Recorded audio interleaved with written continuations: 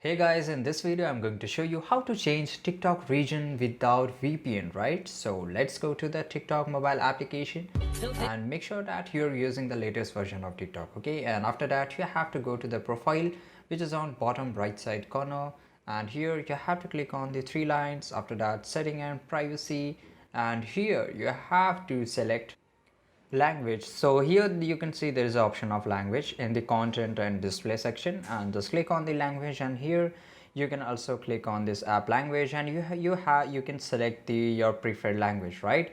And after that, when you will select a different language, you can see the content of that language, right? And after that, you can also select this the other option that you want to see the content other than your mother language. Let's say if I want to watch Spanish content other than English, so I will just select these languages, okay?